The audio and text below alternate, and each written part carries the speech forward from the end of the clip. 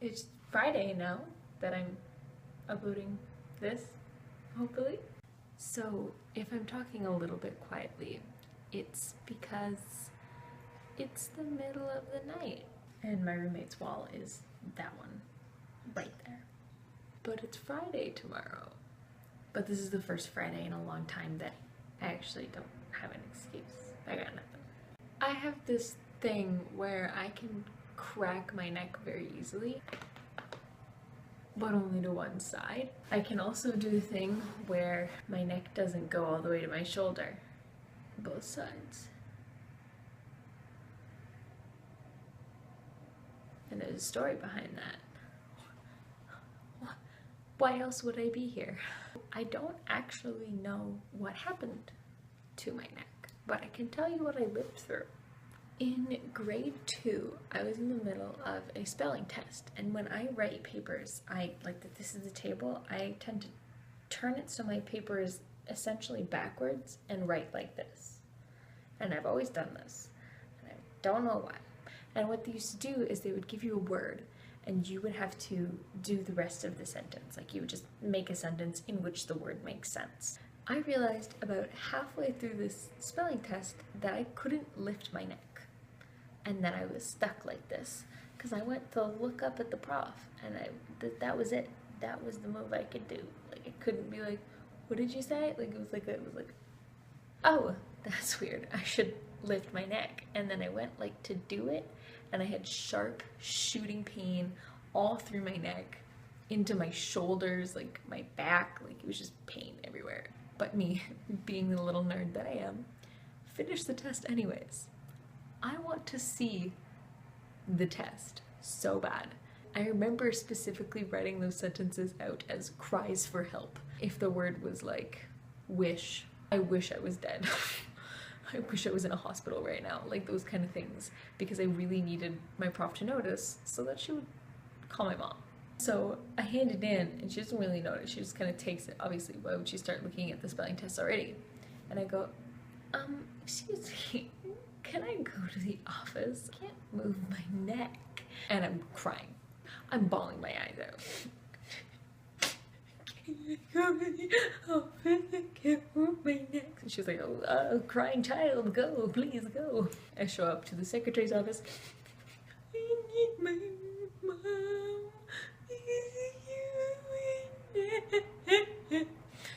You know how children cry. I'm sitting in the office for a long time. And for this time, I don't really need to move my neck, which means I'm not feeling a whole bunch of pain. So I've had a chance to calm down, and I'm sitting just sulking. My mom arrives, and I tried to look over at her, and I couldn't, so I started crying again. Now apparently, my mom thought I was faking it so I could go home, and that's why I didn't start crying until then. I didn't know that until recently when I told this story to someone, and my mom was like, yeah, I totally, like, by the way, that's the thing. And I was like, Mom. She's like, I wouldn't put it past you. Like, true. So she ends up taking me to the hospital because I was crying a lot. So she was like, ooh, I guess we'll go. So we show up at the hospital. We go to the ER. I'm just kind of sitting there for a while, but I see the triage nurse, and they give me a cone of shame. Like, the ones that, like, was pretty big on me too, because, you know, grade 2. I looked stupid sitting in the ER waiting room with a cone of shame as I waited for a doctor to come and call me in.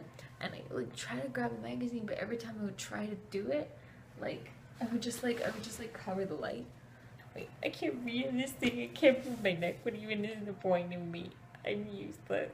So eventually, they have a doctor come and bring me to a actual room. Bless Canada, honestly, because this costed nothing. Doctor comes in after like another, however, who knows how long, and go, oh, who put that on you? And they take the cone of shame off. Apparently, this wasn't helping anything. It was just, someone was like, maybe this will help, and just put it on me, and no one took it off. Like, no one looked at me and was like, that's stupid, and took it off. They just like let me wear this stupid cone. I'm in grade 2, stuck in emergency room with a cone of shame. Can't read, can't do anything, can't move. Like, what do they? So after they take the cone off, touch you a whole bunch or something like that. I don't remember the actual procedure on how they figured this out, but they were like, "You're fine," and I was like, no. And they're like, pinch nerve. After a certain amount of time, like, don't push it, don't hurt yourself. If you feel sharp shooting pain, stop. But just every day or so, just try to kind of like bring your neck up, and eventually it should be okay that you can do it. And I was like, I don't believe you. It did happen though. I can now move my neck back and forth, but every once in a while my neck will act up and I'll just kind of be tilted all day. It's not that noticeable. You can notice mostly on my jawline because this is like some clear cut stuff here, and this side is like less. Okay, so this is really good lighting. This whole side of my neck is swollen. Like, it's like always like that, and that's why I can't actually, like, I can't touch.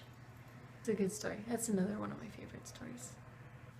Quick little shout out to my sister Tasha. Thanks for the tripod. That's what I'm using right now. And also shout out to my mom for getting me a mirror with a good light on it. Bye. My favorite thing about doing that is just how beautiful my face looks. It's bad.